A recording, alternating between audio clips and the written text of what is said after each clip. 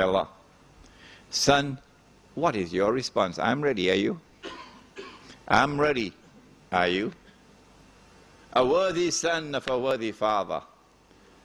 And he says, Ya abati fa'al ma tu'mar. Oh my father, go ahead. Do what you've been ordered to do. I'm also ready. Satajiduni. And then he uses the word that the godless world never uses. Satajiduni. Insha'Allahu min as-sabirin. You never hear that from their lips. It is very easy to recognize the godless world. Because when it walks around, it'll never say, Insha'Allah. Huh? And so Ibrahim alayhi salam has passed every test. And now Allah subhanahu wa ta'ala chooses him.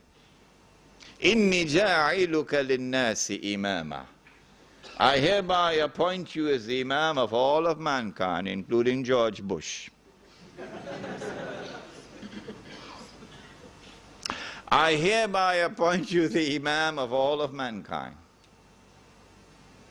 If he is the Imam of all of mankind, and you are engaged in that stuff called interfaith, you've heard about it? Interfaith? Well then listen to me. If he is the Imam of all of mankind, it follows that his religion is the religion of all of mankind. Anyone disagrees? No? If his religion is the religion of all of mankind, it follows that there is only one true religion, it is his religion. Anyone disagrees? There is only one true religion. All others are false. Only one true religion. Is that chauvinism? Or is that truth? The Quran addresses Muhammad sallallahu ta'ala alayhi wa sallam and says to him, ثُمَّ أَوْحَيْنَا إِلَيْكَ. And then we reveal to thee, O Muhammad alayhi salatu wa salam, أَنِ اتَّبِعْ مِلَّةَ إِبْرَاهِيمَ حَنِيفًا. That you also, you must follow the religion of Ibrahim alayhi salam. And this is the Holy Land. And he is the Imam of all mankind. And there's only one true religion. It is his religion. Now we leave the Holy Land for a while. And we go to Banu Israel, who lived from the seed of Ibrahim alayhi salam in the Holy Land until Yusuf alayhi salam is taken out of the well by the travelers. Are you shaking your heads? You know what I'm talking about? Okay. Taken out of the well and taken to Egypt and sold. Oh no, not to Egypt, sorry. Taken to Mosir.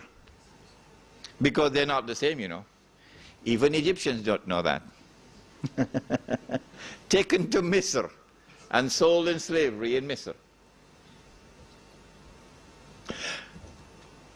And then he becomes the prime minister.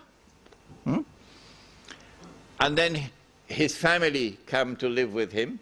So Banu Israel are now in Mosir, which is the eastern delta. But then some things occur which eventually led to their being enslaved in Egypt. And for that you're going to have to invite me to come and lecture on the subject of Ashura in the Quran.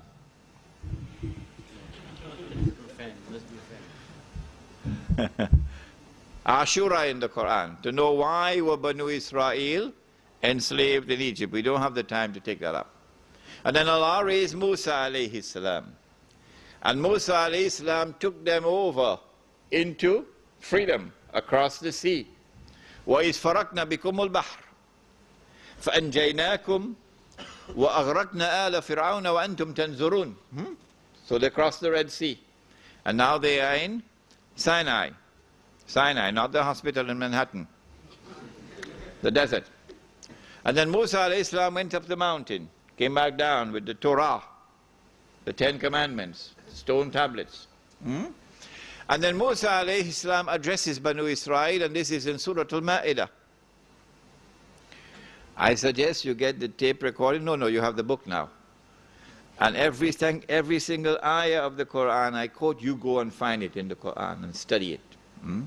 Musa alayhi salam says, أعوذ بالله من الشيطان الرجيم, he says, يا قوم ادخلوا الأرض المقدسة التي كتب الله لكم إلى آخر الآية. O my people, come on, let us enter, fight and take control of the Holy Land which Allah gave to you. Did you hear that? The Quran declares that Allah gave the land to the Jews or to Banu Israel. Well, then how come we don't hear the state of Israel talking about that? How come the New York Times doesn't publish that as a headline? Why are they so afraid of the Quran? And why don't you use the Quran to wage the terrific battle against them? وَجَاهِدْهُمْ بِهِ جِهَادًا كَبِيرًا, says Allah. Wage a mighty struggle against them using the Quran. That's what He has ordered us to do. The reason why they will not quote the Quran is because they don't want the attention of mankind to be directed towards the Quran, because the Quran will expose their fraud. Yes, Allah gave the land to them, but the grant of the land was not unconditional. It was conditional. What were the conditions? وَلَقَدْ كَتَبْنَا فِي الزَّبُورِ من بعد الذكر أن الأرض يرثها عبادي الصالحون. أن الأرض, which ard? الأرض المقدسة. That in order to inherit the Holy Land, you must conform with two requirements. Number one, you must be a servant of Allah. And a servant of Allah will follow the Imam appointed by Allah and would follow the religion of that Imam. So you must follow the religion of Ibrahim alayhi salam. And condition number two, you have to be righteous in your conduct. When Musa alayhi salam ordered them to come on and let's fight, when they learned that there were powerful people living in the land, you know the story of Goliath, they said, no, we're not going. We're not going. You and your Lord, both of you go and fight. We go stay right here. For us, it's something difficult to stomach. When the Lord has just performed this miracle before your very eyes, وَأَنْتُمْ تَنْظُرُونَ, He parted the sea for you and saved you and destroyed Firaun and his army before your very eyes. And when that Nabi who led you to freedom is still there in your midst, and that you should respond with such insolence, it is something beyond comprehension. So maybe now we can begin to understand the nature of the problem that we're dealing with in the world today. Allah subhanahu wa ta'ala, who had given the Holy Land to them, now puts a bar. He bans them from entering into the Holy Land for how long? How long? How long? 12 years? 40 years. Good. You don't mind my questioning you? You don't fall asleep? 40 years. So here is evidence, plain as daylight for every Jew to understand and accept, that although the land was given to him, he is now debarred from entering. Why? There's only one answer to that question. He has violated the conditions of inheritance. But someone changed the word of Allah And every time you change the word of Allah, you plant an evil seed. And one day, it's going to come back at you.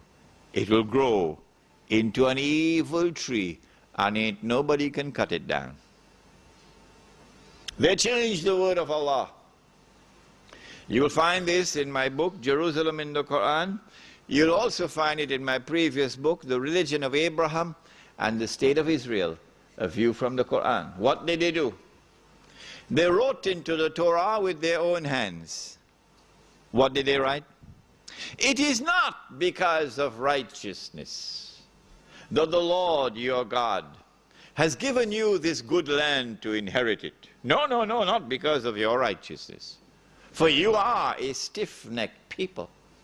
And so it's because of the righteousness of your forefathers, indicating that righteousness is not a condition for you to continue to inherit the Holy Land. And so the land is yours, unconditionally. The land is yours whether you are righteous or you're wicked. The land is yours whether you follow the religion of Abraham or you don't. It is still your land. That was an evil seed. And it grew into an evil tree called the Zionist movement. And the Zionist movement is exploiting it to the hilt. And the Jew who can see can do nothing about it. And of course there are some Jews who can see, you know. Not all of them are one-eyed. But there's nothing they can do about it. Nothing they can do about it. It's too late now. Allah subhanahu wa ta'ala eventually allowed them to enter into the Holy Land after 40 years. And Dawood alayhi salam establishes the state of Israel, the first Islamic state, and establishes Jerusalem as the capital of the first Islamic state. And he is succeeded by his son Sulaiman, Nabi Sulaiman alayhi salam. And he builds the masjid in the capital city of the Islamic State. And when you read the story in the Quran of Sulaiman alayhi salam and the Queen of Sheba, read between the lines, and you'll see in that story the recognition of the state of Israel as the ruling state in the world. And the definition of a ruling state is that it can impose its will on any rival. And so this is the golden age of Banu Israel, the time of Nabi Dawood alayhi salam and Nabi Sulaiman alayhi salam. But after the death of Sulaiman alayhi salam, then there was rivalry. We don't have the time, I'm afraid, to go into those details. But I mentioned to you last December when I was here a very interesting book that you might want to read. It's entitled, Who Wrote the Bible? Who Wrote the Bible? It was written by an American scholar of the Bible who is recognized for his scholarship, a professor of Harvard. His name is Richard Friedman, and the book is sold for about $11, $12. In that book, Richard Friedman exposes for you all the fraud in the Bible, in the Torah, the rewriting of the Torah so many times. He's able to identify this writer, he wrote this passage and that passage and that passage and that passage. And this second writer, he wrote this passage and this passage and that passage, by comparing the writing, the style of the writing. He also explains why this rewriting of the Torah takes place. Because of rivalry between the descendants of Harun alayhi salam and the descendants of Musa alayhi salam. One of the things which were rewritten, of course, concerns the... You don't mind my mentioning it? Huh? The prohibition of riba. You still don't mention? Don't mind? Allah subhanahu wa ta'ala had prohibited riba in the Torah. They changed the Torah. They rewrote it.